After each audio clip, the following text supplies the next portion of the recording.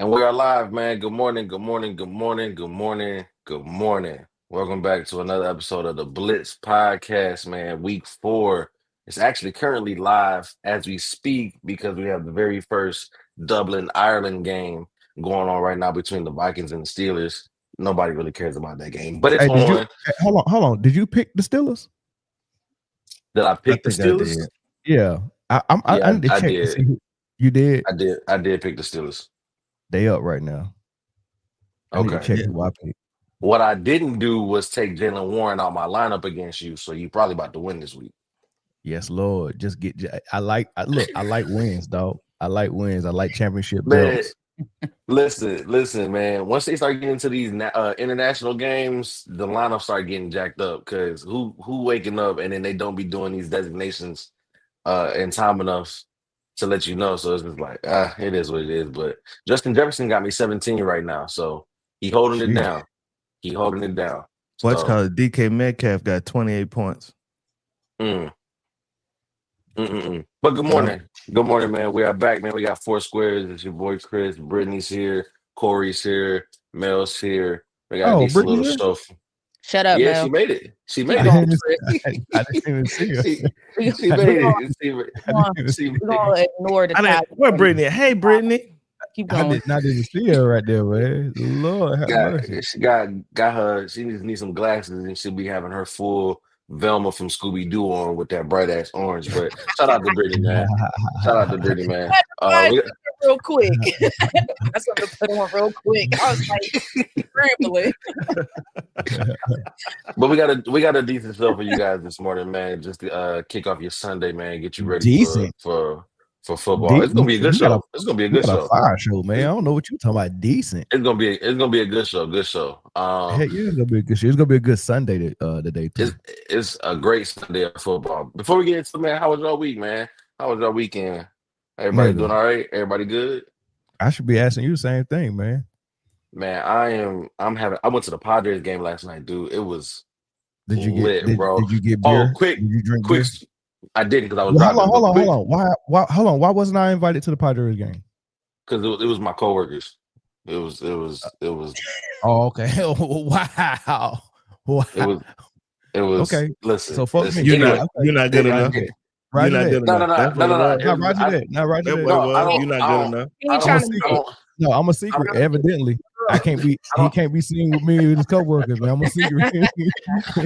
I don't like mixing friend groups. I don't like mixing friend groups. Okay. Man, so check it out. We call that friend adultery. That he committing over there. That's what it was. Man, you act like you wasn't the first person I saw when I came down here. Stop being like that. You decide friend. You came down here for oxtails, man, right? And Destination Smokehouse. You ain't come down here to see me. He came down here. Stop acting like that, man. He came over there, made you happy, and then went and cheated on you. That's damn. Stop acting like that, man. Stop acting like that. You know what it is. But before we get into the show, funny story about the game yesterday, right? So we sat in the seats that's like Corey would know. We sat in the seats that's by the left field foul pole, right? Okay, yeah. So you sat over in the warehouse, by the warehouse. Yeah, by the warehouse, right to the side of the Western Metal Building, right? So Jake Cronenworth hit a foul ball. I'm tracking it. I'm like, oh shit, this ball is coming to me. I get ready. I'm lining it up. For some reason though, my mind went to wide receiver. Perfect diamond hand. Boom. Right? I shit you not. The ball hit me right here in the palm of my hand. And I missed it. You dropped it? I dropped it and it bounced somewhere, and then the dude next to me is the one that ended up getting. Why didn't you do like that lady? You see that lady went over there and took the ball from that dad and his kid. She hit my hand first. It's my ball. Where was that at? I know the Phillies game. I want to say it was. It wasn't in Philly. It was in Philly. It was in Philly, wasn't it?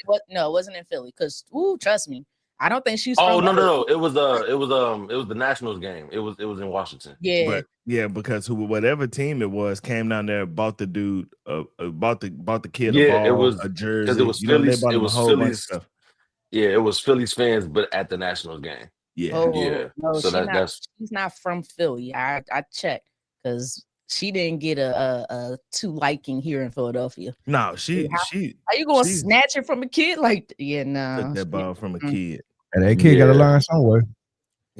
He did learn. He got everything he wanted. He so did. That's my and what's crazy is that moment got caught on camera and was on TV too. I gotta find the clip. So yeah, that was my unathletic moment of yesterday. I'm talking about I'm lying. I can't believe this is about to, you know what I'm saying? It's coming this way. Did they dog you out on national on TV? No. The game wasn't nationally televised. It was on the local Padres channel or whatever. But we had one of the guys, one of my other coworkers was at home watching the game, and he said that it was on TV. Because they track the foul balls that go down the line that could possibly be fair. They track those with the camera, and so it showed you on national TV dropping the ball and then having a mini tantrum because I didn't get it. So it's hard to recover from that, Chris. A mini tantrum. What the mini tantrum look like though? Hey, the whole section, dreads everywhere. The whole section from the rest of the game on, every foul ball, they was like, "Oh, you ready? Go get it, go get it." So, but that was cool because I never sit in those seats. I normally sit behind like the first base dugout. But being in those seats, man, it was cool. It was a lot of action over there, man. So, and shout out to the Padres for always putting on the show, man. So. Yeah, that's what happened last night. I like sitting out there too, Chris. I've sat. Next time, I would never go to a baseball game without a glove, though. I'll tell you that. I'm getting Come on, a glove. Chris. You don't need no glove. After you 14, you don't take a glove no more. I can't have that happen again. I gotta come away with the foul ball next time. So forget that. Maybe that's a man's thinking because I'm taking the glove. You taking that thing, huh, Britt? You ain't killing my hands. Nope. And I think he got maybe like 90, 98 off the bat. That thing has some speed to it. Oh yeah. Nope. That shit left little. I'll take a picture and send it to y'all. That left a little mark on there, a little callus. So I tried to catch it one-handed at the end, and I think that's what ended up messing it up. I don't trust no man that ain't got no callus on his hand. Well, there you go. You can trust me now. He said, "I don't trust a man with no callus." You can't. I mean, how can you? And you know what I mean? And I don't trust no woman with callus on her hand.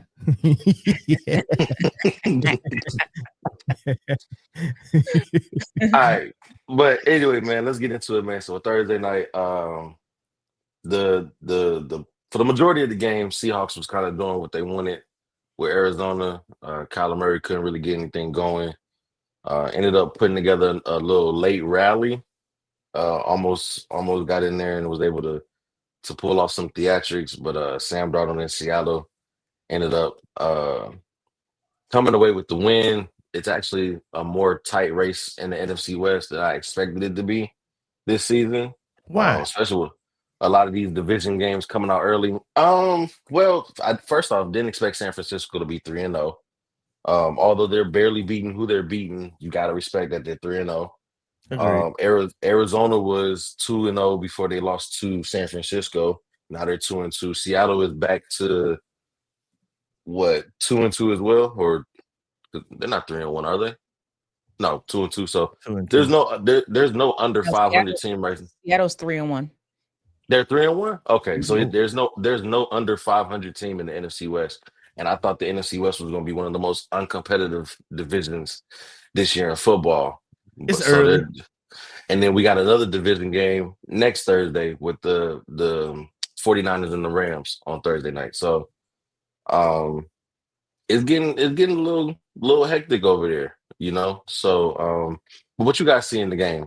You guys see anything well, first of all, I mean, Sam Darnold looks a little impressive, a little bit. I mean, I seen him, show up that first season he was with Carolina, and what was the first 8 games he was looking like a Pro Bowler. Mm-hmm. That might have been the best football he ever played, and all of a sudden, like the bottom fell out. I don't know what happened. I don't know if he got injured one week and then came back, and all of a sudden it seemed like everybody figured them out, and he couldn't move the ball no more. He just remembered he was Sam Darnold. That's what it was. Yep. them ghosts came back. Yeah, so something happened, so it looked like he's able to kind of get back on track, man. I'm impressed. I think that's the only thing. I'm impressed by Sam. I was disappointed in Marvin Harrison the first half, but he did okay the second half. Kyler Murray is not looking like a leader. While Marvin Harrison was struggling, I never seen like that quarterback receiver interaction where they go over and he's a powder.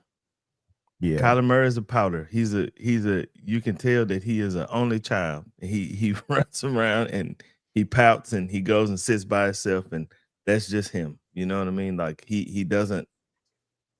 I don't know. You right. Like the whole leadership thing, just going and speaking confidence into your receiver, because Marvin Harrison was clearly shook, and you could tell when he scored, like a big relief came off of him. He got down on his knees. He was like, "Thank you." You know what I mean? Like you could tell, like a huge weight was lifted off his shoulder, and your quarterback's supposed to take that off your shoulder. Yeah, supposed to. That's what leaders. Yeah, that's do. what I wanted to see. I wanted to see and never seen it, man. So everybody keep asking all week, what's wrong with Micah? What's wrong with Micah? I mean, not Micah, but what's wrong with Marvin Harrison? What's wrong with Marvin Harrison? And I don't know if nothing wrong with. I mean, yeah, he not dominating like we thought he would coming out of Ohio State. He not dominating, but he don't look bad. He don't look like a bust, right? No. I think the only thing that's missing is a connection with his quarterback. Mm-hmm. Peyton Manning had a connection with his dad. Like, I don't think Kyler got it. Has he ever had a connection with anybody? It's just him just throwing shit up. He's a pretty much. It's somebody somewhere down there. Yeah. Could Kyler Murray be the outside of the Super Bowls, right? Could he be the second coming of a Russell Wilson in the locker room? I think I don't even know what Russ is in the locker room. No. And Britne, you just reminded me about what I was talking about before we started. Richard Sherman and Tony Gonzalez was going in on Russ. That's what I was thinking about. See, but yeah, which was absolutely uncalled for. It's crazy how many former teammates, especially from that Seattle Seahawks team, that don't like Russell Wilson. Now that tells you like nobody liked him except Pete Carroll. That tells you everything you need to know. It's true. And even when he got to Denver, how they had to tell him, listen, man, you don't get your own you don't get your own office, your team, your own training. Recliner in front of your locker. Like, yeah. Like, so he went to Seattle and got star treatment, and players didn't like that, and he figured that should go on wherever he goes. And listen, people who have to run through a wall for you will do it if they feel like you'll do the same thing for them. You don't even have to, but if they feel like you will, they will. Yeah. But word that comes out of every locker room that Russ has been a part of up until now is that he's not likable. I mean, that's crazy, man. So I say all that to say that Kyler Murray doesn't have that same effect. He's just not very good. Like, I take that back. He's just very good. Like, I'm not gonna say he's not very good, but we expect elite play out of him. We expect he shows flashes of brilliance, and we'd be like, "Oh, he can do this." No, all the other shit you see is there too. Like, that's his game. He got a little body and a big head. He got small hands, and he doesn't care who catches the ball as long as somebody catches it. Like, jersey, referee, fans, none of that matter. Like, Kyler Murray is at best who he is. Like, now Corey ain't gonna let you. Corey ain't gonna Kyler Murray. Corey ain't gonna let us just go in on Kyler because that's his dude. That's the dude he pick every year in fantasy football because he's from Texas. Corey gonna say some great things about him, and I can't wait to hear it. No, Corey knows I'm not lying. No, Jay's not lying. Kyler. I pick him. I call him the angry toddler because when he run, that's what he look like. Oh, it was look like a bad man on talking. Thursday. Them The problem scrambles. child. Yeah. Them He like problem scrambles, child, boy. ain't Corey? Man. Yeah, but So let me. Oh, go ahead, Corey. No, I'm waiting on it to. I'm waiting on it to translate on the field. Like you saw him all through high school because he was here, right? Even though he played at OU and A&M, two schools that I absolutely hate, right? I watched them in college, and it was fantastic. I'm just waiting for it to translate to the NFL, and it in 5 years it hasn't. I was gonna say, how long do we have to wait though? Like You're right. like I think what we see at this point is most likely what we're going. I mean, maybe it's coaching staff. I don't know, but how long do we have to wait? How much longer do we got to wait? Well, it's and not his fault. I was just thinking the same thing, Brittany. But then you got to see this quarterback renaissance that we're seeing. Sam Darnold getting into a system and a coach that works for him. Daniel Jones getting into a system and a coach that works for him. So I was gonna ask, like, do you all think it's a Kyler Murray issue, or is it an Arizona Cardinals issue, or is it just the personnel around him issue? Yes, yes. The answer is yes. Yes. Listen, who was the answer is sí, señor. Is this the same guy that we're talking about where they almost put a clause in his contract where he had to do some film study or something like that? He had to watch a certain amount has every week. That changed? Is that so maturity development, has that type of things changed? If not, we're going to it don't matter what coach he with. Agreed. And and that's why I said some of it is his problem. Some of it is on him. But that original, the air raid offense that Kingsbury that he brought, like that whole first regime wasn't NFL like to have a new coach and a new quarterback both coming from college around the same time. That's never really going to work because neither one of y'all are familiar with how the NFL does things. And again, man, being a college coach where you are the disciplinarian, you are everything in that system as a college coach to be in the NFL. You just, as an NFL coach, you got to manage personalities because your star players are making more money than you. And if they play bad, you lose your job. You get what I'm saying? So it's different. So that didn't work. So now with the coach you got now, it's kind of working, but if I'm not mistaken, he was a defensive minded coach, right? Yes. Yep. Jonathan Gannon.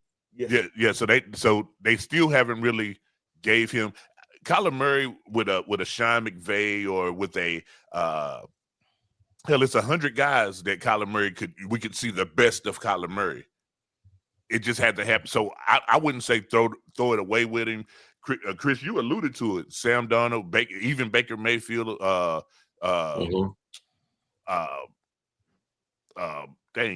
Danny Dimes. I still refuse to believe he's good because I watched him at Duke. I still refuse to believe he's this good. So, but hold on. Duke is not a football school, though. Duke is not a football school. So hey, they done had some quarterbacks at Duke in the last few years. If it's not a football school and this is where you go to school, that tells me everything I need to know. Texas didn't want you. The Mannings you don't go to Duke for football if Texas wants you. The Mannings love him. But he's a Manning camp kid, though. Yeah. And that's what I'm saying. He has talent. You see the flashes of brilliance.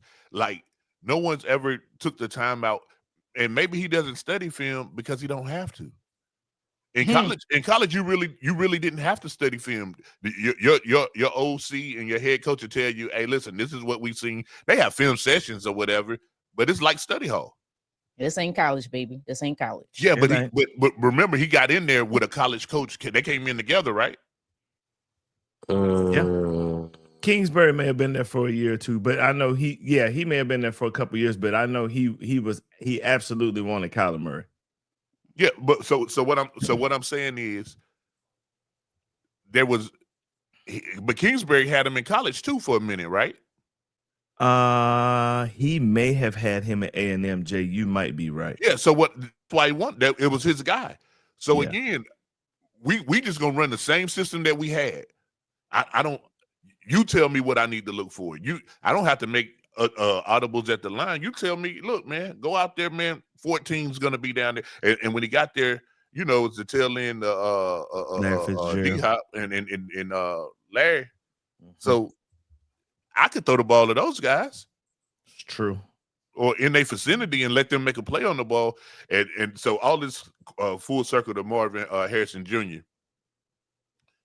The problems that he's having right now is in between his ear holes.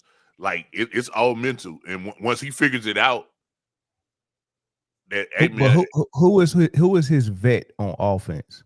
He doesn't have one. His vet season ended, man. Running back Conner. I was just about to say it'd Conner. probably be James Conner. Yeah, I think that's probably the person outside of Kyler that has the most years. Which is why I say this is organizational, because bring in anybody, Cameron Curry, any wide receiver that's been in the league 10 years, just bring him in there. He'll never have to smell the field, but he tells you how to be a receiver in the league. Bruh, this wouldn't be going down if leadership was better wherever Marvin Harrison was at. If this dude was in Pittsburgh right now with Tomlin and A-Rod, it'd be different. That's what I'm saying. It's organizational, dude. Like, some organizations don't deserve championships, and Arizona's one of them. Some organizations don't deserve championship players either. And Arizona's one of them. I mean, but you know what? They had Kurt Warner and Aquan Bolden, and that was my favorite Arizona squad. Maybe the squad that Jake the Snake was leading. Jake Plummer, like the comebacks that he was leading back in the day was crazy. But yeah, that Kurt Warner squad was just insane. Fitzgerald and Aquan Bolden was insane. He took Arizona to the Super Bowl, guys. Yeah, right, and had a shot of winning. Yeah, and they haven't been nothing since. Like, who they get after that? Josh Rosen. They missed on that. Maybe so. They missed on Josh Rosen. Then they hit on Kyler Murray, but you know they haven't been able to cultivate. No, they missed on Kyler Murray because we won't see what Kyler Murray can do until he has the Angry Bird not on his helmet. When the Angry Bird, when he's playing in another organization, we'll be like, dang, Kyler Murray was here the whole time. Ain't nobody gonna give him a shot except maybe Miami. Oh no, you crazy. I can name 10 franchises right now that would take Kyler Murray. Nah. The New Orleans Saints, the Las Vegas Raiders. Oh yeah. Yes.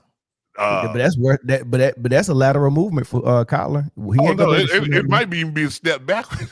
I'm talking about the franchises that got stuff around already, as far as the front office, coaching staff, and supporting cast. Pittsburgh would take him. Pittsburgh would take him. Pittsburgh would take him. I would. Carolina might take him. Nah, I'd rather have Bryce. I would like to see Kyler Murray and the New Orleans Saints with Corey. Help me out with the new head coach. Kellen Moore. I would like to see him with Kellen Moore and see what he does with him. They got some receivers in New Orleans. Olave. Exactly. I would like to see that. Ooh, and Kamara's still not he's not terrible at as a running back. He's very serviceable still. Very serviceable still. I think he's only as bad as what's being put around him. Like, you get him in a quarterback that actually is competent enough and can do what he's supposed to do, I think you might see Kamara of old again. Yeah, because Kyler Murray is leaps and bounds better than Spencer Rattler. 100%. Kyler Murray will have to stand on his tippy toes to hand the ball off to Kamara.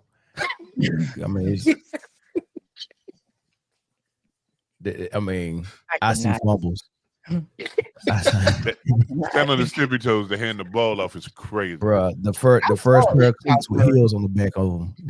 Them cleats with some clogs on the back of them.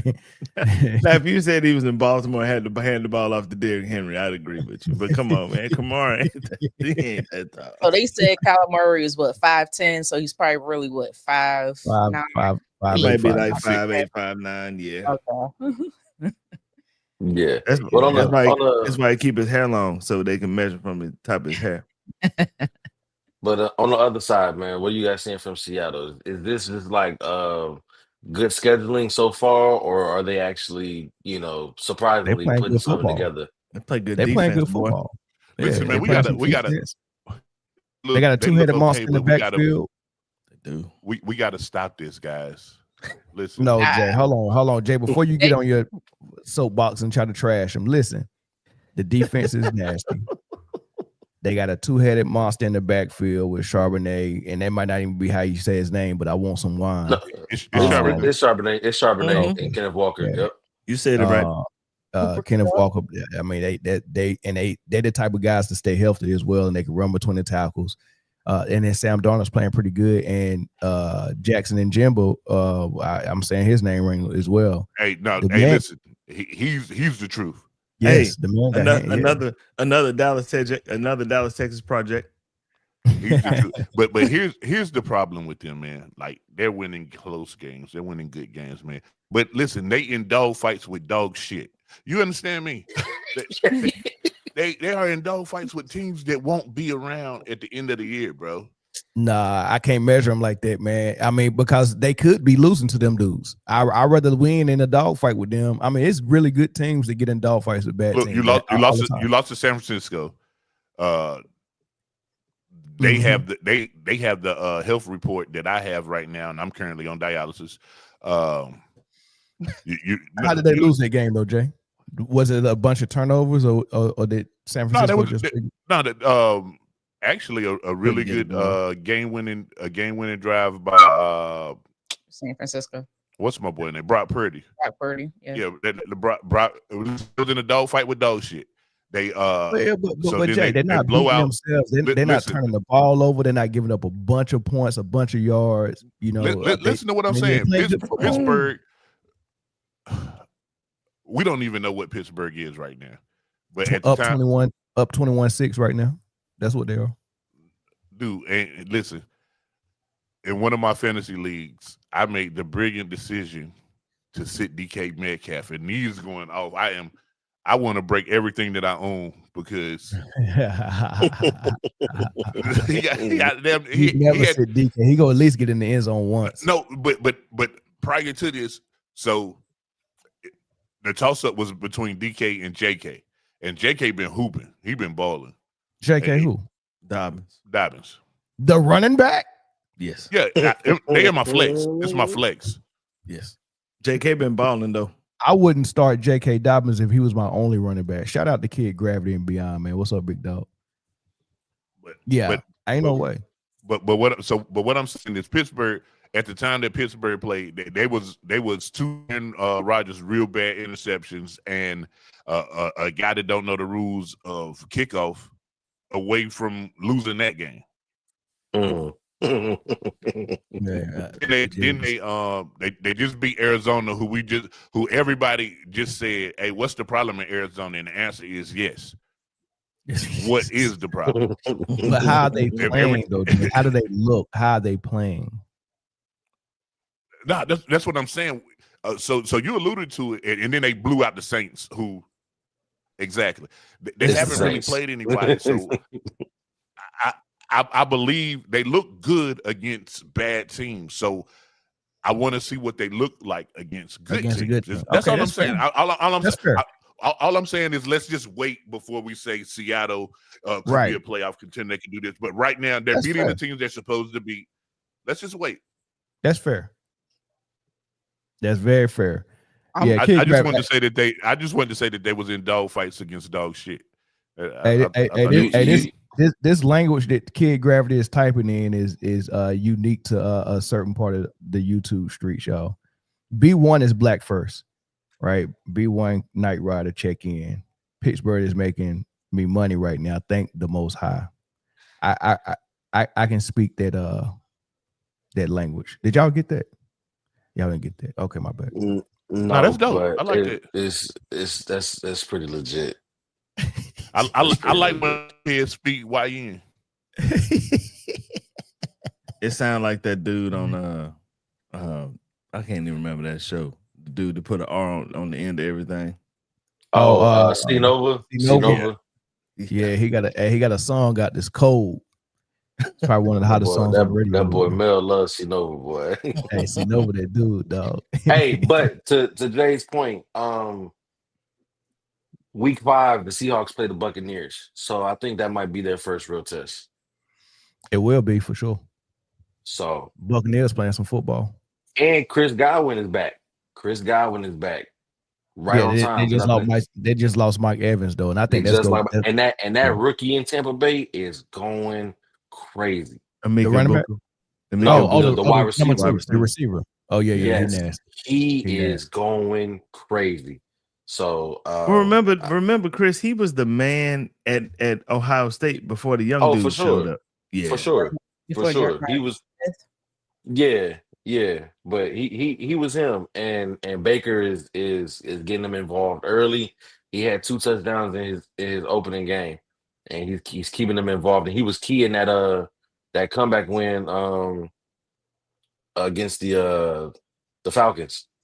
Mm-hmm. He was very key on that last drive too. So they brewing something nice over there with that receiving core, and I think that'll be Seattle's first test to see if how they stack up in the NFC.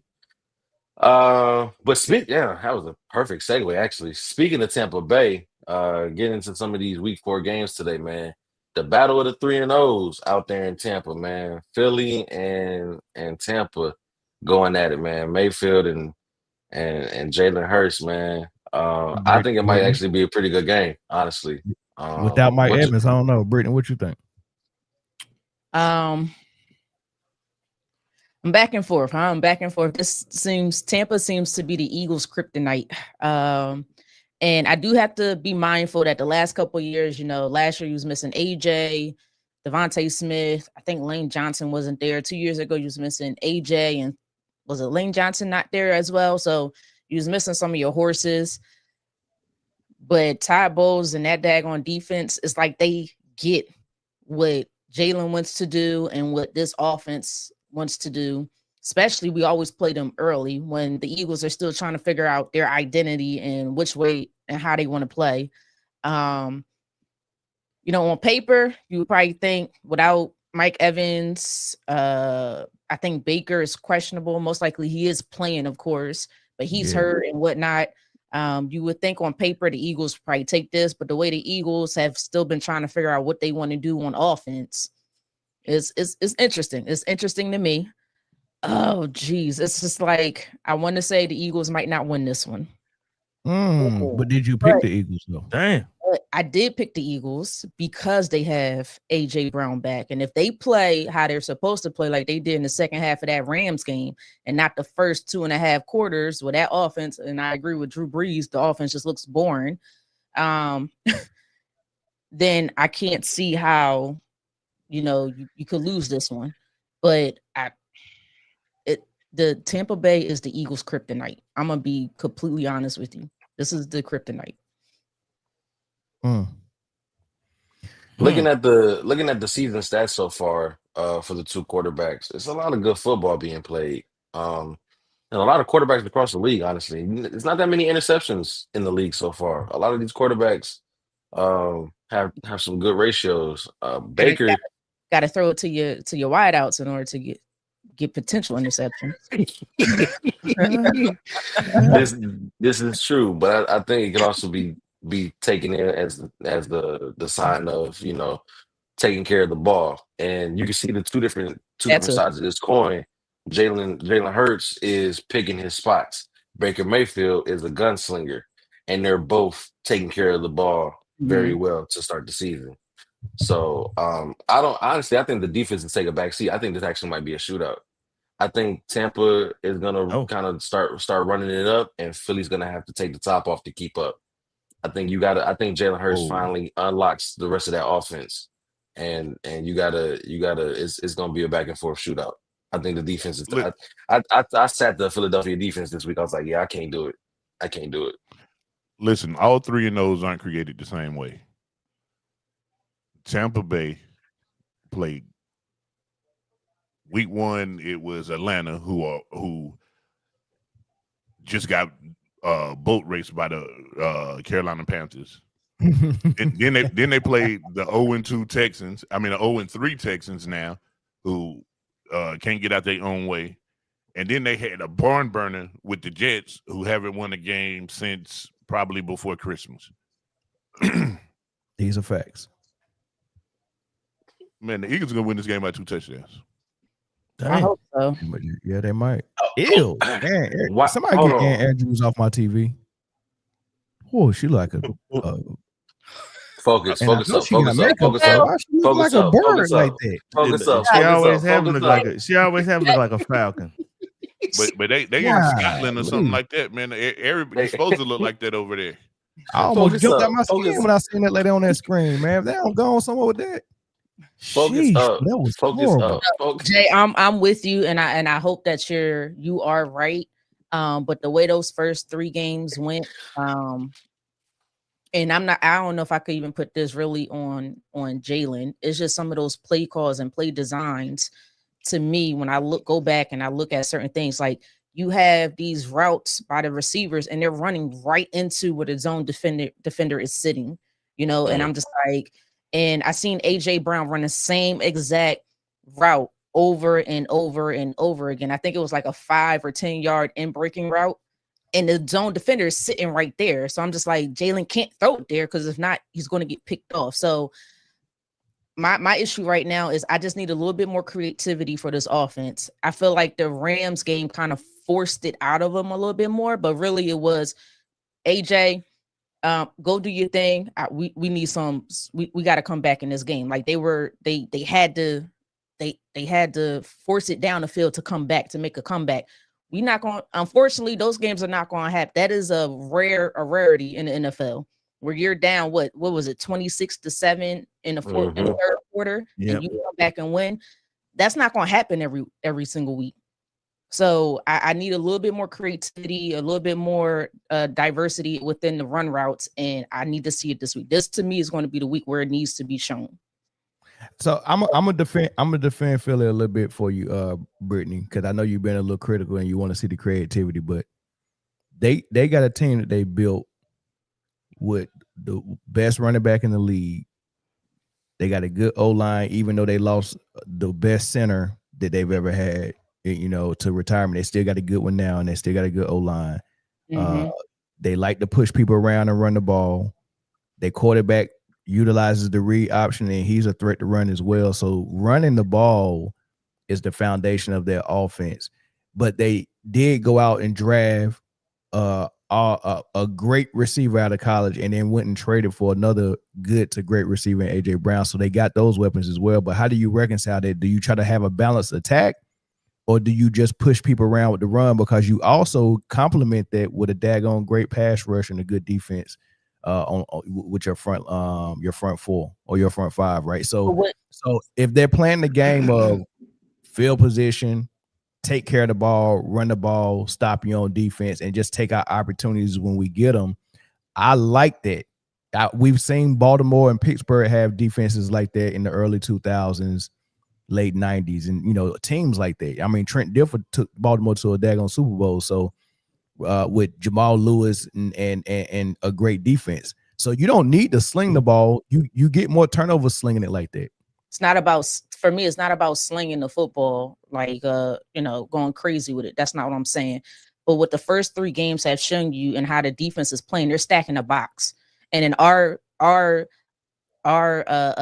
decision on the offensive side is the defense is stacking the box. So we decided to give Saquon the ball to run up the middle. Where is he going to go? He has nowhere to go. And you're running up the middle. You're not even trying to run it to the outside or anything like that. Do a play action pass. You got to have the defense, I think on us, it's more on us to make the better adjustments, right? If I'm making sense of what I'm trying to say. So what the last game showed me was throw the ball downfield a little bit more, and all of a sudden now Saquon could get his. Now we started seeing Saquon get his 5 yards, 10 yards, 11 yards. Prior to that, he was 2-3 yards tackle for loss. So I just need a little bit more balance on offense. Jalen Hurts has shown he could throw the football. Trust him. He could throw the football. He's not a lousy quarterback by any means, regardless of the team around him. So you got to trust him a little bit more to get it to his playmakers so things can open up for a Saquon Barkley. Does that make sense? There's 2 things that play there. So what Melvin was speaking of is how Philly wants to play football. They want to beat you up. I understand how they slow want ground. But hold on. What Philly showed when they were down is how they can play football. Now, what you're asking for is the marriage of the two. Play how you can, and then eventually how you want to play will be more available. But I get what you're saying. But these right here is what you call great team problems. Dallas, they can't play how they can play or how they want to play. You get what I'm saying? So it's a different. Yeah, that's a different reason though. The offense is clicking for them. The defense just sucks. Yeah, but what I'm saying is to be able to have a way that you want to play and a way that you can play. That's amazing. That's a good team. Right. It's an embarrassment of riches. But yeah, Jay, to your earlier point when talking about Tampa Bay, right? You said not all three of those are created equally. But let's put Philly under the microscope. They're a CD Lamb and a fourth quarter collapse away from being 1-2. So great. Is it fair to say actually in a Travis Kelce drop from being 0-3, if you want to be honest. Golly. Well, like you said, good teams make the plays, bad teams do not. Move on. So but see, this is what I'm saying. People think that the gap between the Jets and the Eagles is big. It's not. It's not. The worst team and best team is who makes the play when the play has to be made. The gap between who? The Jets and the Eagles. I see what he was trying to do though. I see. No, come on, Jay. Not the Jets though. Well, hold on. Hold on, probably the worst team in football right now. Right. No, yeah, I wouldn't even say that they're the worst team because they've been in every game. Everybody been in every game. Like they show up. Who that quarterback? Who that quarterback? Quick. Fields. It's Justin Fields, but Tyrod Taylor took over when he had concussion. Hey, yeah. And Tyrod Taylor almost won that game against the Bucs. Who they number one receiver? Quick. Wilson. Okay, that's a good one. Here's my thing in football. Brees Hall, man. Right. Here's my thing in football. First of all, almost don't count. It's either you do it or very you don't. true. Okay, very true. This is not Brandy almost. This is Brandy's almost doesn't count. Like, so make the plays when it's directed towards you. Travis Kelce dropped that ball. Guess who's that on? He ain't make the play when he was supposed to. The Rams lost in the second half. It's 4 quarters to a game. Don't act like you won in the first half. All right, you got all excited for no reason. CD Lamb wasn't catching the football. Well, too bad. Fix your hands. He was on the jugs machines that same night, wasn't he? So almost don't count in football.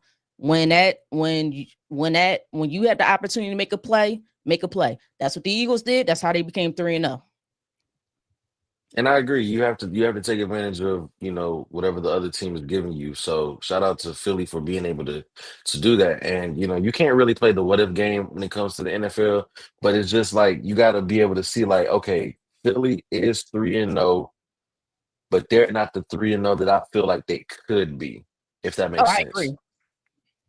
Listen, when you're a great team. Hold on, Jay. Is that how math work? Please, Jay, back me up. No, first of all, that's not how math works. It's not. When you're a great team, man, you want to do enough to win the game. Man, they're playing for February, bro. They're playing for February. Listen, if Philly showed you that if you think you're just gonna beat us, you're not. They're a good team. And listen, fuck Philly. Let me say that too. I don't like them. I don't. They beat the shit out of us in the Super Bowl, bro. Listen, it's cool. But I'm telling you that front office knows how to run an organization, and that coach, as smug as he is, he understands what he's doing. We have to win games that we have to win. They'll probably lose 2 games this season that are head scratchers. You're like, why did they lose to this team? You know what I'm saying? They'll probably lose to them, but because they don't care. As long as they're on top of the seeding and the playoffs have to go through, they don't care. No one's going undefeated in the league this year or any year for the next 5. That's Jay, undefeated. Go ahead. I'm gonna disagree with you just a little bit. I think it's one thing to lose playing to a certain standard. It's another thing to play how they've been playing thus far. Like it's been the offensive line has not been playing up to par, and I get it. It's going into week 4. Give them probably another week or 2 to try to get things going, right?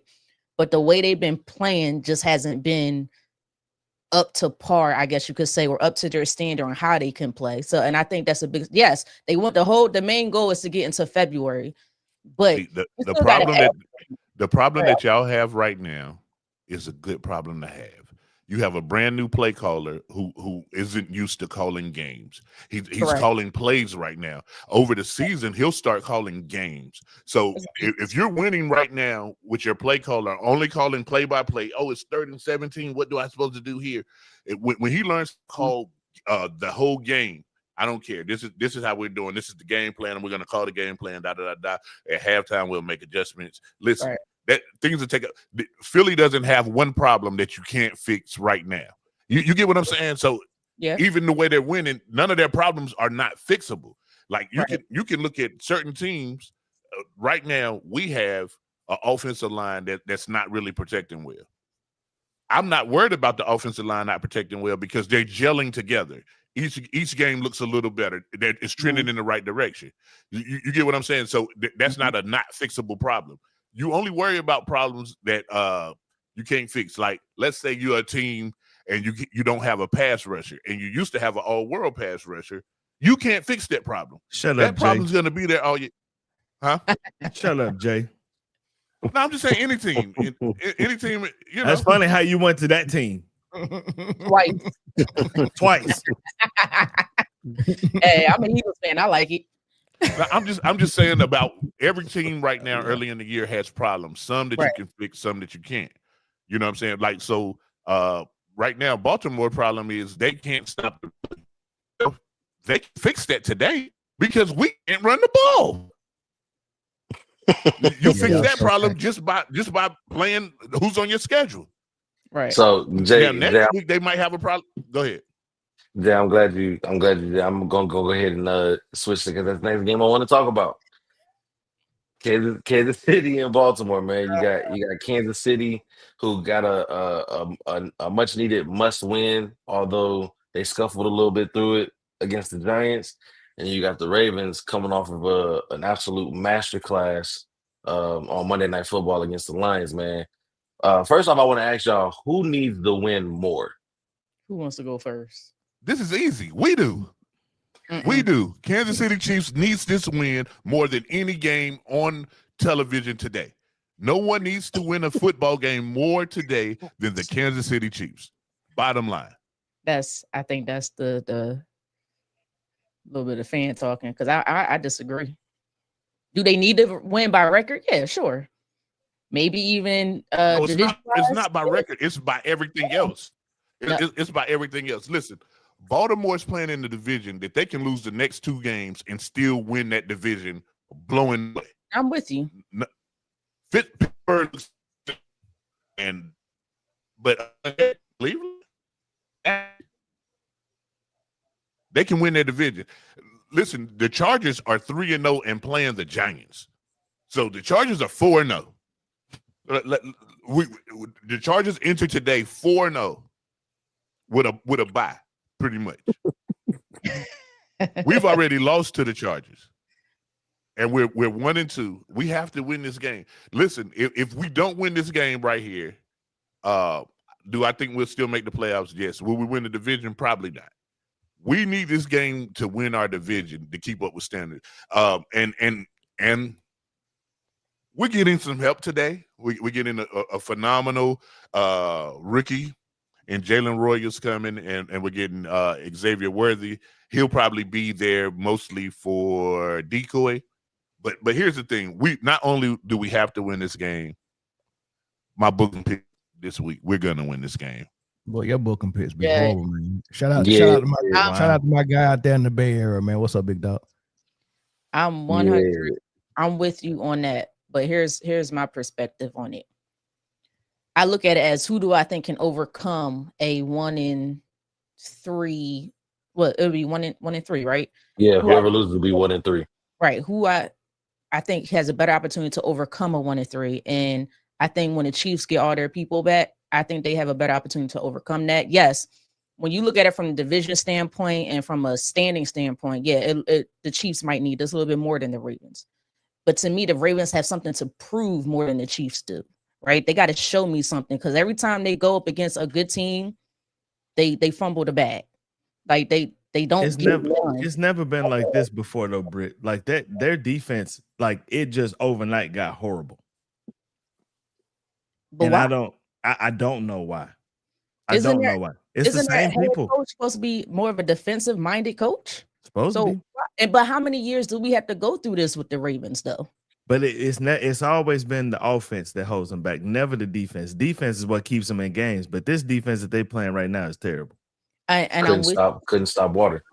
I'm with you with that, Corey. But it feels like every time they go up against a certain type of team, the Bills, the Lions, the Chiefs, it's like they can't get it done, or they can't get it over the hump.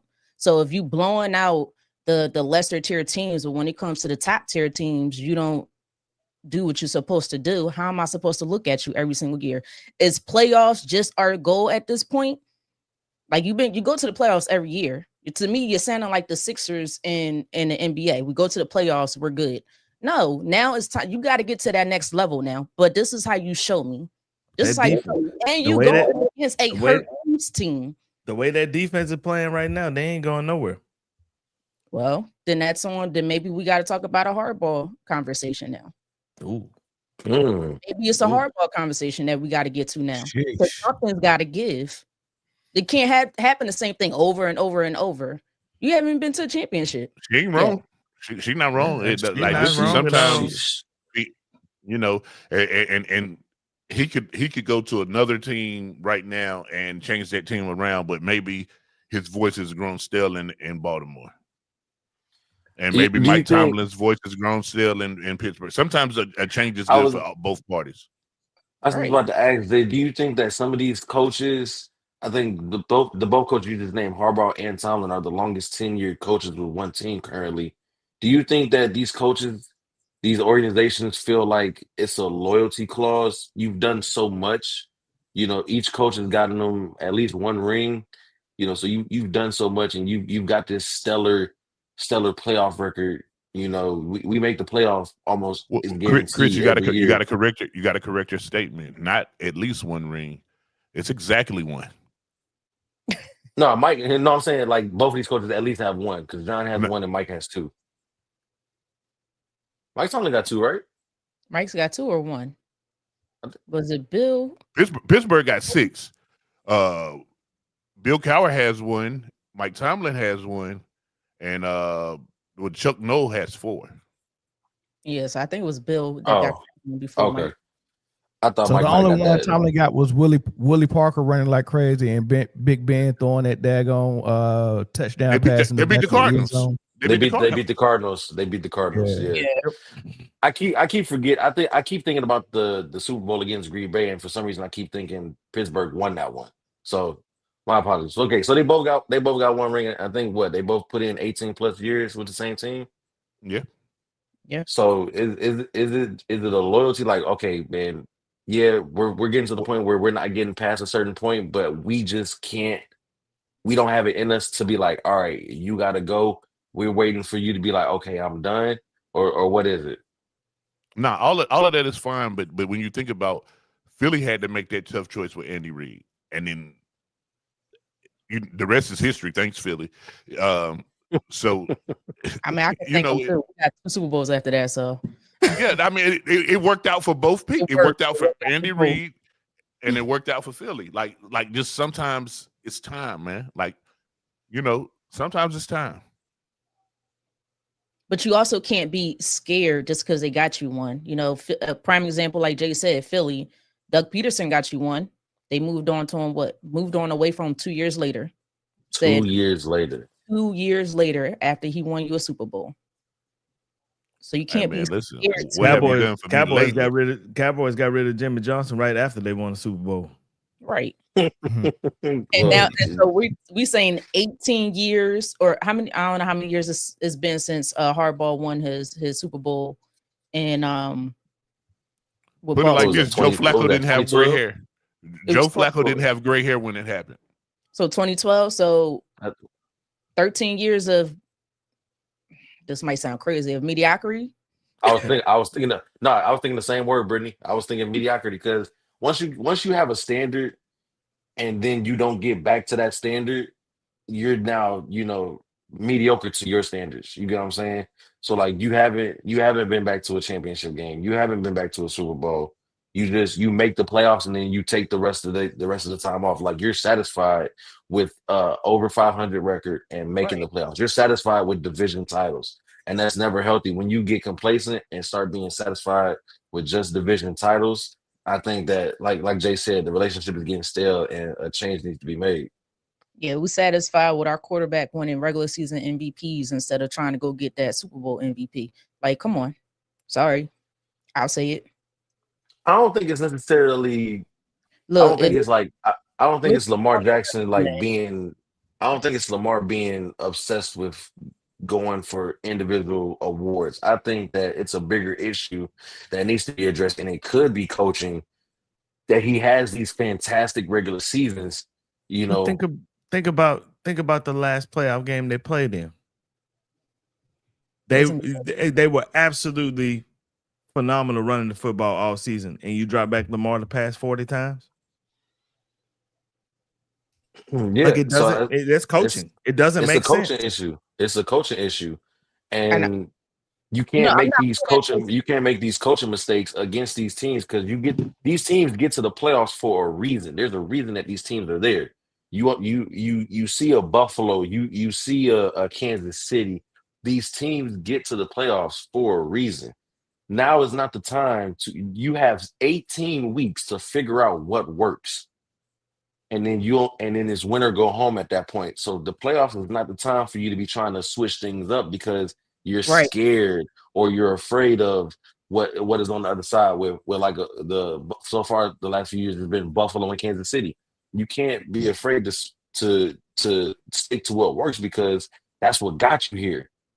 And so this coaching issue of if you've been running the ball across everybody, Derrick Henry had 1,900 yards. Lamar Jackson had however many yards he had from script. The running game was incredible. And then you decide to be like, all right, you know what? Buffalo is expecting that. Let's switch it up and do this. That's not just do what you do. And we see it work to this point. Hold on, let me speak to National Sports Chat, man. Shout out to the comments, bro. I see what you're saying, man. You said Tomlin has 2 rings total, but no one counts rings like that. He don't get no credit for being an assistant coach. When people say how many rings Bill Parcells has, the answer is 6. We know that he has 8. We know that he wants 2 as a defensive coordinator, but he has 6 as the guy. That's just that's how people count the Super Bowl rings for coaches. If you wasn't the head coach. Belichick. Yeah, Bill Belichick. I thought you said Parcells. You said I might have said He did say Parcells. I knew who he was talking about. Yeah. So Tomlin only got 1. He didn't get 2. Big Ben only got 2. No, Big Ben got 2. Tomlin has 1 as a head coach, and then the assistant coach he won when Chucky won down there in Tampa Bay. Mm-hmm. So Tomlin didn't get the 2 with Big Ben. Big Ben got 1 with Cowher? Yeah, Cowher had, that's the only ring Cowher has. With Big Ben. With Big Ben. Yeah. He took Neil O'Donnell them to the Super Bowl. They lost to the Dallas. Was it Dallas? No. Yeah. No. Bill Cowher lost when Neil O'Donnell was his quarterback. Jerry Rice and them got in their ass, boy. Steve Young and Jerry Rice got in. And they got there twice. It was Jerry Rice got him one time, and I don't know who got him the other time. It had to be Dallas. Nah, Dallas beat Buffalo twice and Pittsburgh. For the first one. Pittsburgh? Yeah. For the first one. Yep. Dallas beat Pittsburgh. Yes. No, for the third one, for the last one. For the last one. With it wasn't Jimmy. It was Switzer. Barry Switzer. Yep, that's right. What? Yes, sir. Wait. They beat Pittsburgh. So hold on. So they 3-peated, right? Oh, no, they got no. They won 2. Then 49ers won 1. 49ers won 1. Yeah, and then Dallas won again. And they beat Pittsburgh. Buffalo twice. Or was that Neil O'Donnell? It was both were there. They just Neil O'Donnell was a starting quarterback.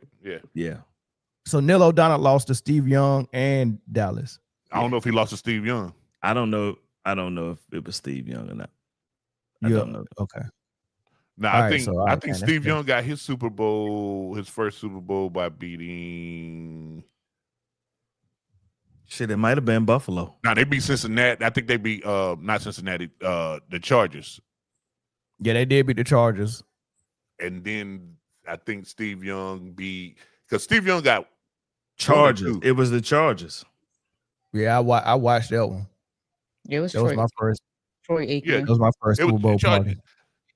I watched it at Jafari they House. Blew the doors out. I think it was like 55-10 or some shit like that. It was something crazy. Shit out. I watched that Super Bowl at Jafari House.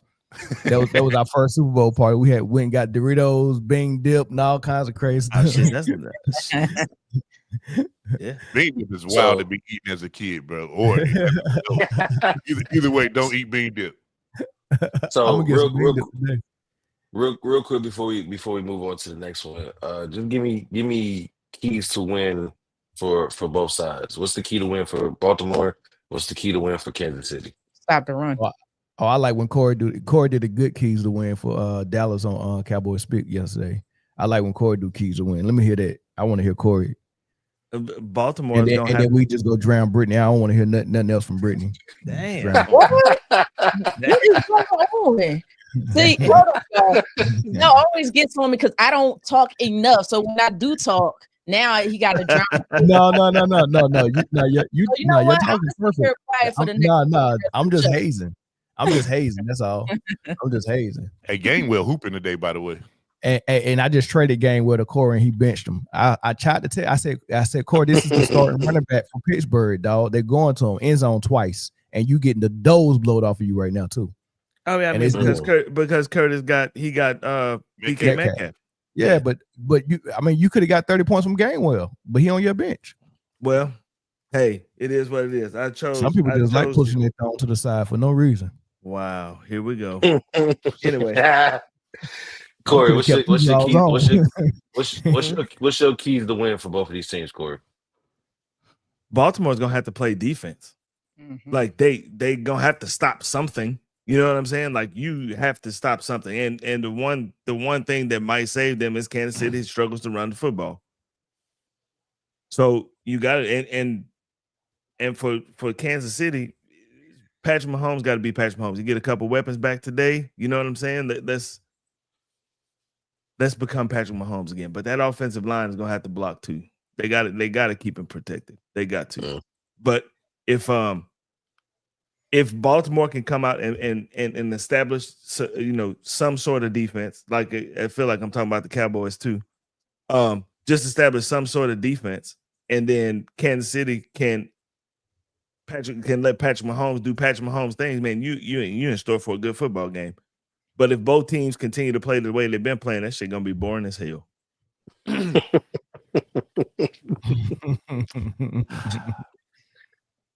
Jay, what you got? Let me hear your keys, Jay. Well, first of all, little interesting fact. Do you know who the last 100-yard rusher that Kansas City Chiefs allowed? Probably Derrick Henry. The answer is Lamar Jackson. Week 1 of last year, Lamar Jackson got 100 yards rushing. No one has rushed 100 yards on Kansas City except for that game in the last 29 games. So stop the run. Stop the run.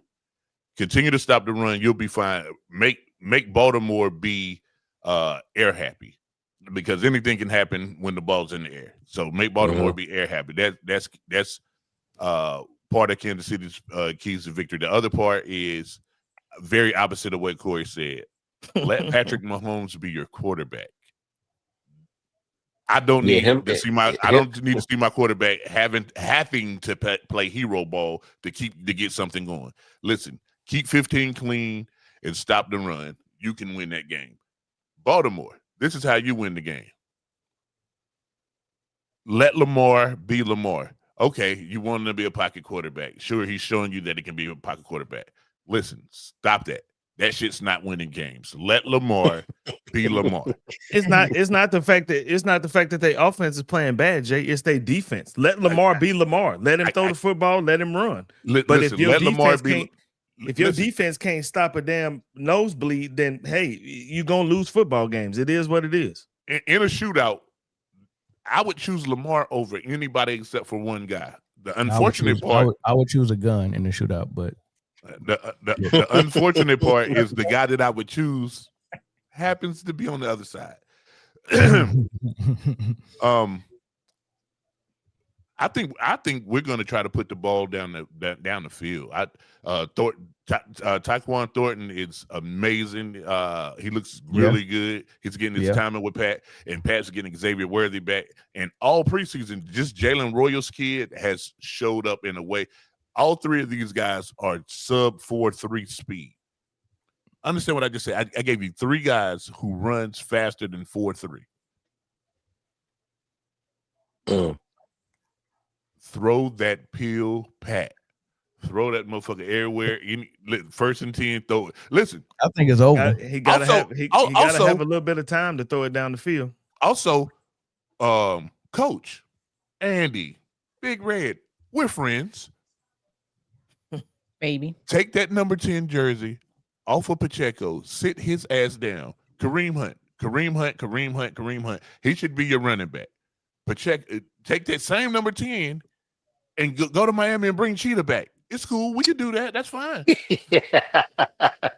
But listen, Kareem Hunt should be your first running back. Trying to split. Both of these guys are rhythm backs. So trying to split between both of them. Wow.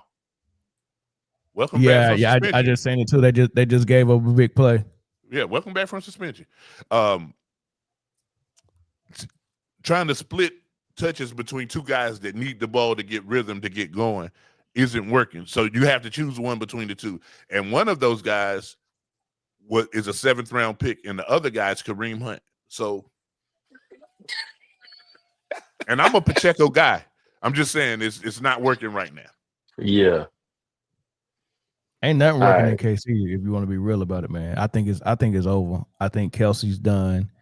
I think everything that gave Pat a safety net, whether it was Kelsey or Tyreek Hill or whoever it was, Kareem Hunt coming out the backfield was a safety net for a couple of years. Like, he just don't have that no more. He's yet to make that connection with none of these new guys they brought in. You just get that cash out. From who?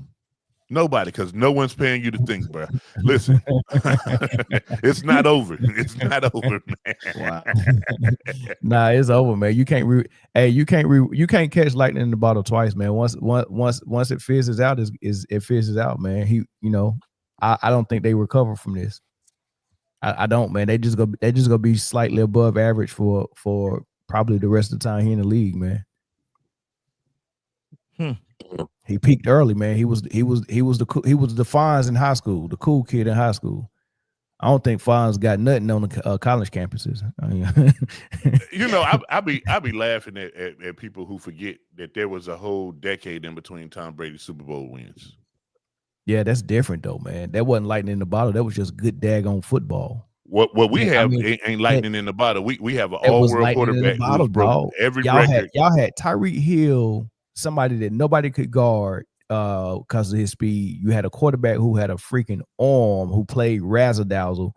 You had a genius coach, and then you had a tight end that was a mismatch, whoever was on him while he was in his prime. That tight end is not in his prime. Tyreek Hill is not coming through that building no time soon. And Pat is a shell of himself. A shell of himself?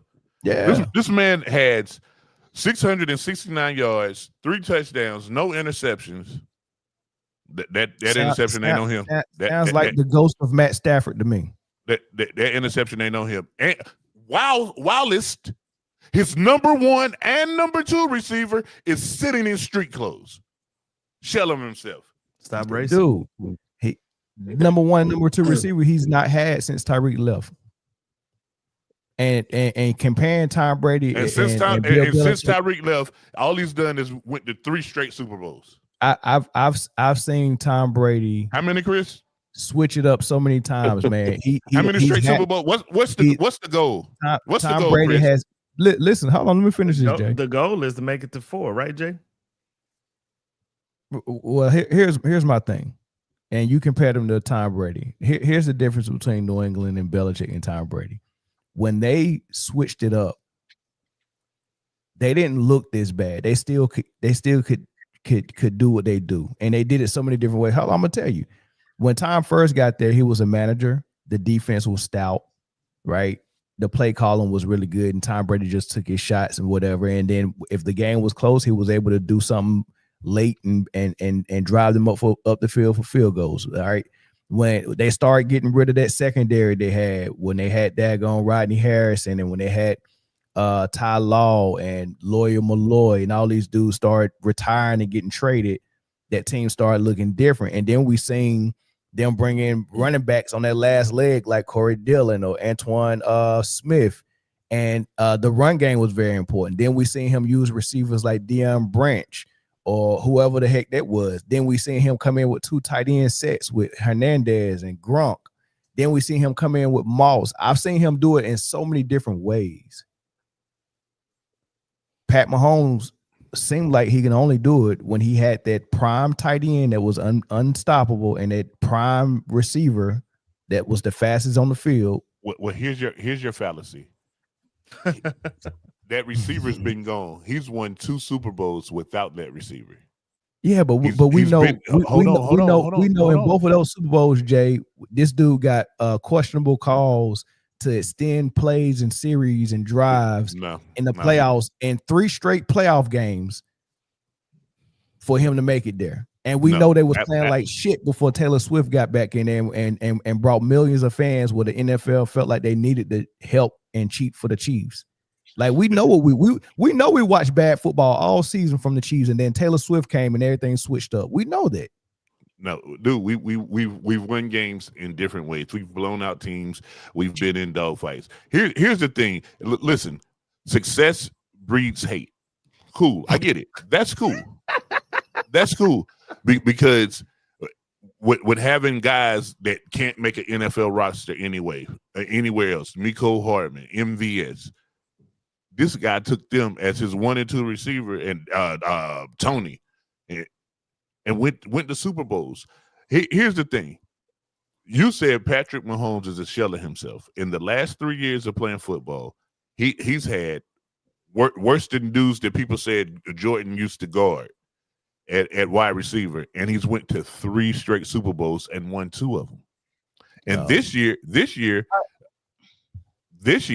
his number 1 and his number 2 receiver has not had combined together. They had 3 plays of football. Number 1 and number 2 receiver had combined 3 plays of football, and he's still putting up numbers. He's still moving that tater. We're about to get back to winning games. And listen, you can say anything you want to. You can say that it's over. You can say that it's done. You can say whatever, but make sure you tell me in February when we're in San Francisco. What gives you the confidence that they're getting ready to start winning games again? Because the horse is coming back. We'll win this one. Then we got Jacksonville. We'll win that one. Then we got a really tough game against a whole pack of Lions. Probably lose that one. And then Rashee Rice comes back. And then it's off to the races. We ain't losing no more when 4. When 4 gets on the field, we ain't losing no more. So get your licks in now because shit is getting real. You still got to play. You still got to play the Chargers again. I got a level of respect. I got $50 to the first 3 people who want to bet on the Chargers when the Chargers play Chiefs at Arrowhead. I got $50 a piece. I got 3 $50 bets. Look, I got a level of respect for the Chiefs. That is undeniable. I have and it's mainly because of Andy Reid, but we're not going to forget Andy Reid in this conversation. Patrick Mahomes is a good quarterback, great quarterback, but Andy Reid is that guy for that. Is like, to me, he's one of the, if not the best head coach in the game right now, and you can't tell me otherwise. So you could look, I'm not a huge fan of Patrick Mahomes for other reasons outside of football, off the field. And he is talented. But Andy Reid to me is that guy. Andy Reid, regardless of who's on that field, he's going to make sure you do your job, and he's going to understand your strength and your weakness and put you in position to ensure that you succeed, to make sure it's easier for a guy like Patrick Mahomes. And that defense has always been good. Let's not forget about the defense neither. That defense is not like that right now. No, I'm talking about when they've been winning for all those years. Yeah. It was like that. Well, not all those years, because we won the Super Bowl with the number 31 ranked defense in the league. The first time we beat 49ers. Huh? What year was that? The year before 19. Chris Jones signed his contract. Oh, no. So, was it 2 years ago? Hold on. No, 19. That was 19. We fired him, and then we brought in Steve Spag. And so once Spag been in there, the defense has been in the top half of defenses every year. And this year, this year the defense is still looking pretty good. We had a bad first game. Who doesn't? But now the defense is showing up. Listen, you can say that our offense isn't clicking because it's not. It hasn't clicked yet. But the defense keeps it close. All I got to do is keep it close. And if we got a chance, if 15 gets the ball, we win. Y'all just don't believe in stuff ending though. Like that's what that's the problem. Stuff has to end. Everything ends. Hold them. But it's not now. That's what I'm saying. It's now. Okay. Turn the page on Kelsey. It's y'all got to find a new way to win. Kelsey ain't it, dog. No one's even throwing Kelsey the ball. He's not even getting targets. It is time to move on from Kelsey. He's getting money though. Listen, Noah Gray is there. Kelsey, I guarantee. What he got? 1 touchdown so far this year. I guarantee a 10 touchdown season from Travis Kelsey. I don't look. Well, just like y'all believe it's time for Kansas City to move on to Travis Kelsey. It's time for us to move on to the next game. Because we run a long time. Well, let me shout out my nephew though. He over there watching us on Instagram. He said he can't say Lamar. He can't take Lamar in the shootout because his running back can't hold the rock, which is true. Three fumbles in 3 games is definitely worrisome. It might be 4 because we coming for that ball. Pause. It's definitely worrisome. But speaking of defenses that can't stop a nosebleed, and they got a big one coming back to Dallas tonight. Whoo! Sunday night football. So what's funny? Before you even start is James Chacon. I hope I said his name right. Say you Cowboys fans always find a way to believe the Cowboys are relevant. Obviously you don't watch Cowboys spit. That is 100% obvious because I think they dog shit right now, and I'm a Cowboy. I'm the biggest Cowboy fan you know. So you can retract that statement. But go ahead. Not just dog shit in shallow water. I will say one thing, because I don't normally keep receipts in regular life. Where's it at, Bill? What the dog shit in shallow water? Hold on. I will say one thing. I don't normally keep receipts. I don't keep receipts in real life, but in sports, I keep receipts. Corey, after week 1, I thought you said you had a good team. I thought we did, but that's obviously proven wrong. And what that did I proved wrong against the damn Giants. I said give these teams at least about 4 or 5 weeks, and we're going to see the true them. We're going to start to see the true them version of themselves. I digress. Good call, Britne. These boys. But I can be honest about my team, can I? Oh, absolutely. You heard me. This year, the first year you've been honest, boy. Because when we first started this podcast, boy, it was a struggle to get you to admit some stuff, boy. Golly, I told you the Zeke experiment was over 2 years before, a year before it was over. But I told you that they should have drafted a running back when Jerry got on the microphone talking about we want to see what Zeke gonna do. You know what he gonna do. He gonna be fat and not do shit. That man trick Jerry and got that money. We got a marquee matchup tonight, man. Very, very, very early season. Homecoming. Michael Parsons, man, New Jersey. Same stadium though, going down to Jerry World, man. And with the Green Bay Packers who are kind of cooking up right now, coming off of a bad loss to the Browns last week. And then you got the Cowboys who are just hold on, they lost to who? Cleveland. They lost to the Browns. They lost to the Browns. 13-10, I believe. 13-10, that's I crazy. believe. I forgot that's who beat them. Golly. That defense is different. Garrett was all over the place. Hey, by the way, me and Corey, since this is Corey's team and this is Michael Parsons coming home to Jerry's World, we will be watching this game and calling it play-by-play from start to finish on this channel and on Cowboy Spit. I think Chris is joining us in studio. I'll be there. I think Britne might be joining us, but I'm gonna turn her camera off, so we'll just be hearing Britne. No invite for the nation. No, yeah. It's automatic. I didn't know you was doing 2 days in the gym. You want to do a 2 a day? Absolutely not. But I just wanted to be invited. Appreciate it. I'm doing 3. Nah, I'll be there, yo. I might doing the 3 a day today. And listen, right, if the Chiefs win, I'll be there. If they lose, fuck y'all. Of course. But yeah, now we'll be there. So y'all meet us there. And then the last thing I wanted to say before you go on, Jordan Love's still the best quarterback in his division. Says nobody. You say what? What? Says nobody ever. Shit. Chris, don't take the bait. Chris, don't take the bait, brother. Don't take the bait. Don't take the bait. I'm not. Come on, Chris. If you give Green Bay Amon-Ra, St. Brown, and Jameson Williams right now, Jordan Love would look like freaking Joe Montana. Chris, don't get baited how Jalen Carter got baited. Right. Anyway, moving forward, Corey, I want to hear from you last because it's your team. But what do you guys looking to see tonight? You think Dallas has it in them to stifle the homecoming, or you think Micah and Green Bay is just going to do whatever they want to do tonight? No, Carson Wentz is shit. I can't stand him. Boy, he threw that pick sweet. Well, that was but I ain't seen a sweeter pick before. Y'all ahead of me right now. What is wrong with y'all? I ain't seen a sweeter pick since I had a fro. God dang, y'all ahead of me. That was a long time ago. You gotta get up. You gotta get that YouTube TV, Britt. Oh, you watching on cable? You gotta get that YouTube TV. No, I'm not on cable.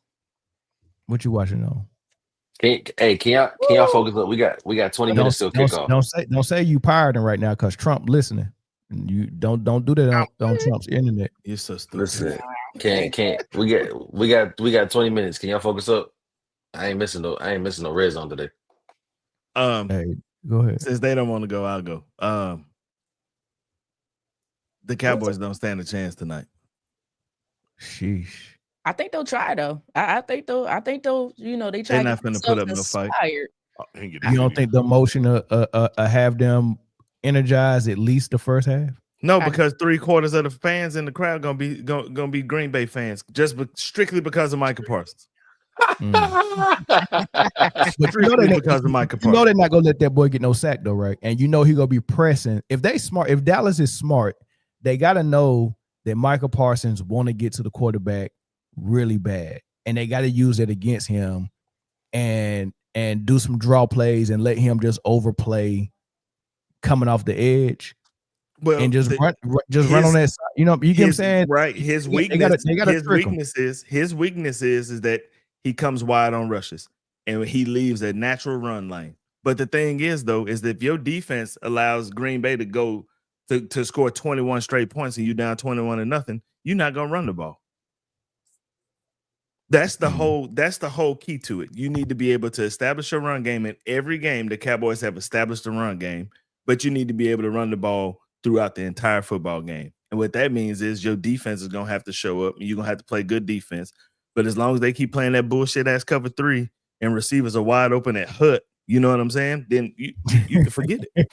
when they get wide open, Hut. Well,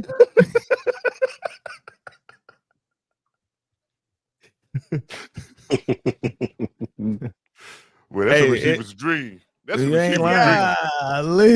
As soon as quarterback say Hut, you open, wide open. Golly, man. So, yeah, I mean, Transformer from the format said Rashad Gary about to eat. because they go double Micah. Yeah. I but mean, Micah still want that sack though. He might not get it to the fourth quarter, but he, you know what I mean. Dak ain't got no red jersey no more. It's time. He going for it. Yeah, he definitely going for it. They better run that ball. I think Micah, he the type of guy. He's remember everything that happened with him and Jerry Jones. So it's in his head right now. He like, I'm gonna go get after it. Oh yeah, and which could work against him if they know what they're doing. Not to mention his college shit to bed again last night. They did. Yeah, they did. Is CD still out? Oh, CD gonna be out for a couple weeks. But but you got Tyler Booker, your right guard. He's out too, and your center's out. Speaking of, I mean, a philosopher once said, "Fuck Penn State, fuck hoes at State. Fuck State Penn, fuck hoes at Penn State." So, just speaking of Michael Parsons. What? Yeah. Very good poet. Christopher Wallace. Very good poet. Christopher Wallace. Christopher Wallace. Yeah, I think I don't. Barring anything unusual, I think this is the game that Dallas can't win.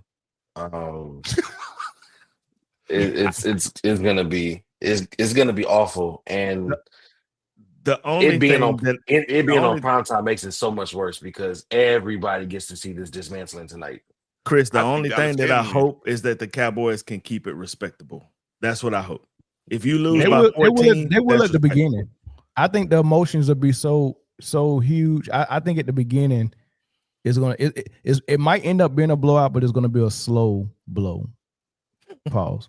It's gonna be a slow blow. You know, some of those blowouts be like, man, you down 21-0 in the first quarter. It ain't gonna be one of those. It's gonna be like 7-3, 14-10, 21-10, 28-10. Then next thing you know, it's gonna be a final score like 35-17 or something like that. You got a lot of faith in them. 35-17 is taking it light tonight. You know, if they come out, if Matt Eberflus comes out in that bullshit ass cover 3 again, and Green Bay, Jordan Love just has receivers running down the field wide open, it's gonna be 21-0 before the first quarter's over. I don't see that, dog. Listen, I don't see that, man. You have to learn. You have to learn from your mistakes, and they haven't. Or it's not gonna happen, dog. It's not gonna happen. This game is bringing in a lot of attention. They cannot have people turn their TV off in the first quarter. Every Cowboy game brings a lot of attention, and it'd be so many people that just tune in just to watch them lose. Just as many to watch them lose as it is to win. The ratings ain't going nowhere. Jerry know that. Jerry filled that damn stadium up with green and gold tonight. He don't give a damn. Seats are full. He don't give a shit. That's the thing.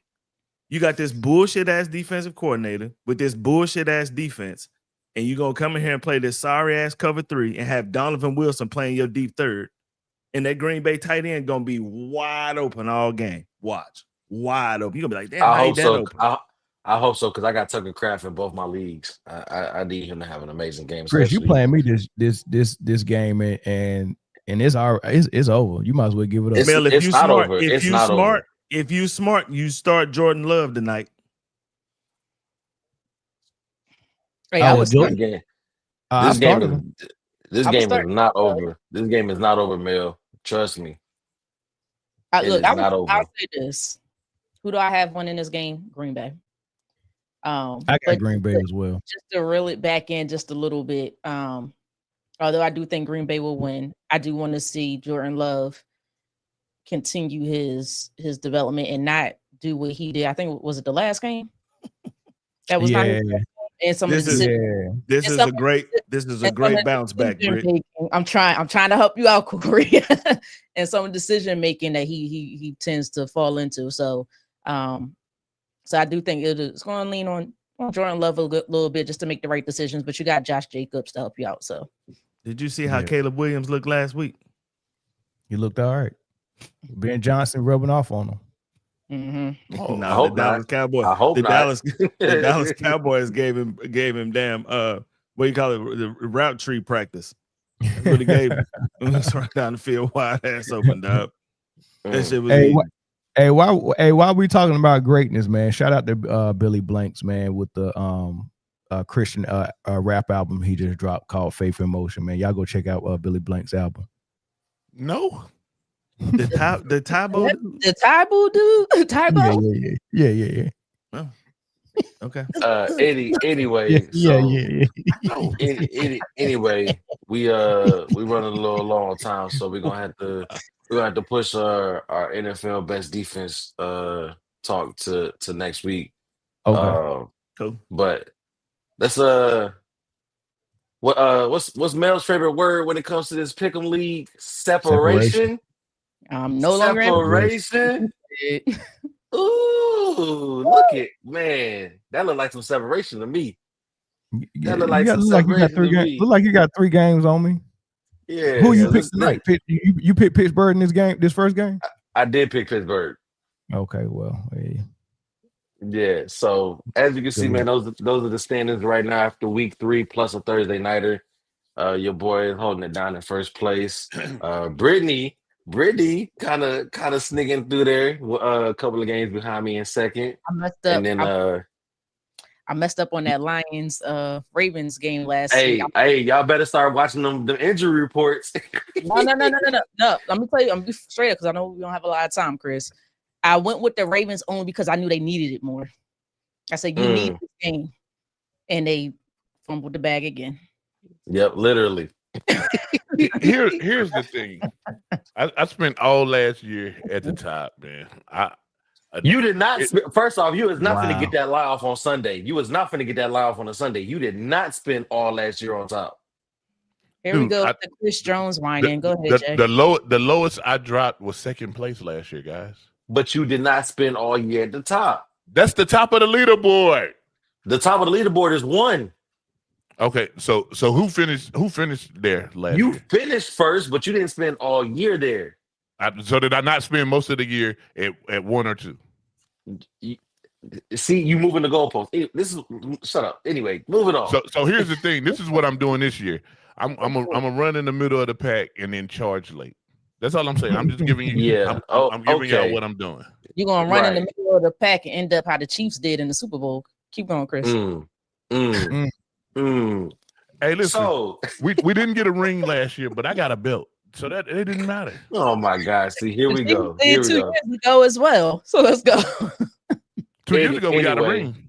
Exactly. Anyway, this is what the standings is looking like for the panel after week 3 plus a Thursday nighter. It's still a little close to the top. 3 games is you can lose a 3-game lead in one week. So it's gonna be interesting, man. But it might be this week for you. It's definitely gonna be this week. Because I already know where the separation go come at. Okay, keep thinking that if you want to. Anyway, let's get into it, man. So, of course, we already got the Pittsburgh Minnesota game going on right now. That's that. Starting off today's 10 o'clock slate. Washington at Atlanta. What you got? No Jaden Daniels, no Terry McLaurin for Washington. I forgot y'all. Okay, 1 o'clock. Michael Penix looked terrible. Still Washington. Yeah, Michael Penix look like the black Tua back there, so I got Washington. We talking about the team that just Tua is the black Tua. I'm going with Washington. Tua is the black Tua.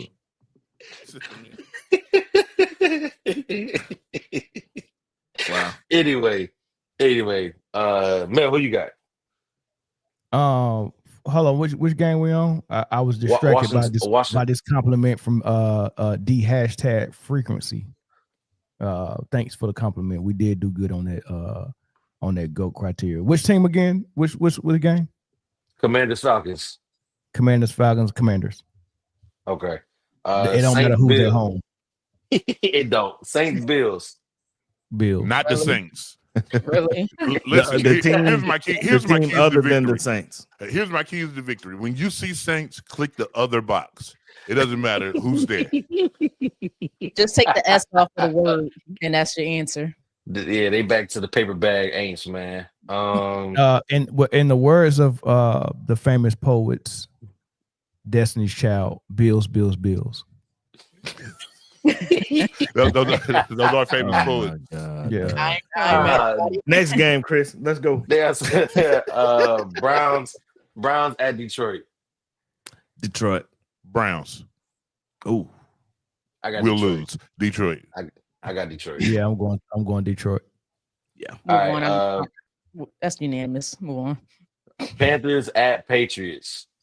Ooh, I'm gonna go with the Patriots. The Butt Bowl. Sheesh. Hey, this season it's a lot of butt bowls every week, man. We getting some crazy butt bowls. I think I'm chose gonna go the Panthers. I'm gonna go with the more mature team in New England. You know, at least I can trust them to show them play football. Shout out to Carolina though for having some momentum, hanging a 30 piece with a goose egg on the Falcons though. So they might have some momentum coming from that. But I got the Patriots as well.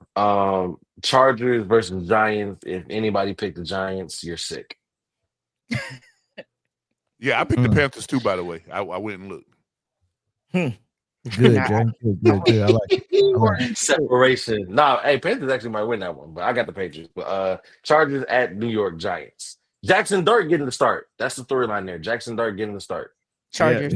Yeah, he might be his first. Times. I was gonna say it might be his first and last start this season. Yeah, man. I look for Jameis Winston to come get some dubs some quality playing time. Quality dubs. I'm taking the Giants in a surprise. What's the bet? I'm not picking the Giants, but I'll take them. What's the bet on Malik? Odds of Malik Neighbors crying? Oh, he gonna cry. Yeah. Oh, he should be crying now. He should be. And they take it up his ankles. He should go ahead and start crying. Get it out the way.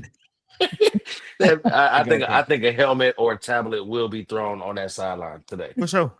I'm looking for Brian Dable to not to have a job on Tuesday. Me too. Me too. Damn. Very fair. Very fair. Very fair. Eagles at Buccaneers. That's a tough one right there. It is. I got the Bucks. I'm taking the Bucks on that one. Good job. Back to the pack. Come on, back to the pack, Chris. Yes, Lord. Good. Okay. I got the Eagles, but it's definitely a spades possible there. I don't know. I picked Britne, you know how to play spades? Yeah. She play online. If y'all believe that, y'all believe in the truth. I don't play y'all believe that. Y'all believe in the truth. I ain't never played spades online in my life. Oh man. All right. Titans at Texans. Another butt bowl. Jeez. Texans. I actually got the Titans. I got the Titans on this one. Come on back to the pack, Chris. Houston can't stop shit. Houston can't stop a motherfucking thing. And Tennessee has a phenomenal defense. I'm not saying they do. You got to score more points than the other team. This might be a Cam Moore game. Nico Collins. We'll see. We'll see. Texans need to win bad, but we'll see. Indianapolis Colts at LA Rams. As long as the Rams don't crap the bed like they did in the second half of last week, Rams. I think Colts get it. You know what, man? You know what? I see a lot of separation. I see me expanding my lead further. I see me expanding my lead further because y'all just don't see the vision. I got Indiana Jones. I got Indiana Jones and the Colts in this one. Hey, it can go either way. I love it. I see you dropping. You about to come back there with me? I see you dropping. I see you dropping like the Warriors did 3-1. Y'all gonna see. All right, next one. Jacksonville at San Francisco. That's gonna be a good game, surprisingly. It is. Is Brock Purdy? I'm taking the Niners. Brock Purdy is back, I believe, and so is Ricky Pearsall. Is George Kittle's out? For some odd reason, I believe Jacksonville is going to win. Hey, you know what, Corey? I picked Jacksonville. I'm torn on this thing. I love it. I might change it. I might change mine though, because I don't know. That's a bad one to call, honestly. Yeah, that's tough. It's tough. That's a tough one. Because the Niners have been they haven't really been head and heels over the competition, so they could play down and lose to Jacksonville. Jacksonville is actually a good team this year, but I think this will be a big CMC game. All right. Baltimore at Kansas City. I got Baltimore. I think they need this one. I think they man, need go ahead and put him in the trash can, man. I got Kansas City, man. Baltimore, just go get in the trash can. I don't pick people that play horrible football, man. Y'all just fumbling the ball like that, like it's crazy, like it's going out of style, man. Put him in the trash can, man. I don't pick teams like that. Putting Baltimore in the trash? Put him in the trash can. Hey. Put it. He gone. What Juvie said? He gone. He gone. He gone. Hey, that whole song pretty fire, yo. Nah, it is. It is cold. Yeah, Jay, we already know who you picking. 17 weeks. No matter who's on the other end, I'm taking the Arrowhead. y'all taking Kansas City, Britne and Corey? Y'all taking Baltimore? I took Baltimore. I took Baltimore. I think they need it more. Mel, okay. It look like we tied at the leaderboard after 3 weeks, after week 4. Hey, you already know it's smart man. I ain't gonna lie to you. You might get this because I don't trust them. I'm choosing them, but I don't trust them. It's a lot of shit games this week that could go either way. Honestly, it's gonna be a mess. All right, Bears at Raiders. I took the Raiders. I'm taking a nap actually, but I also take the Bears. I took the Bears. I took the Bears as well. Yeah, me too. All right, Sunday night, Packers at Cowboys. I think that's unanimous. Listen, if I won't be surprised if tomorrow if the Cowboys win. I would actually not be surprised at all, but I am definitely taking Green Bay. You say you wouldn't be surprised if the Cowboys win? No. I'm throwing a party if they win. You should. I'm that comfortable. I'm going to sleep tonight right after the game. Ain't gonna be no party. With the Cowboys, I did decided to not take them. I took the Packers. All right, and then we got a Monday night doubleheader. Let's do this real quick. Jets at Dolphins, Bengals at Broncos. I got the Jets and the Broncos.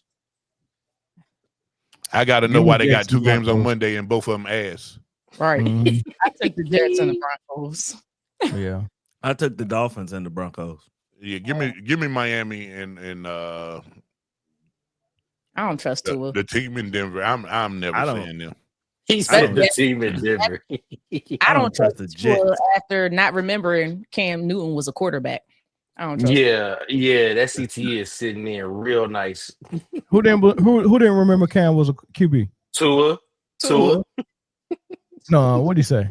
For real? He said anybody can grab. He said anybody can grab a clicker.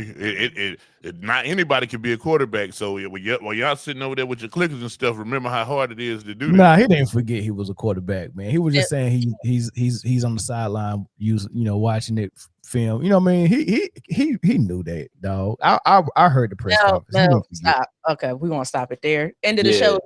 He did not forget. He did.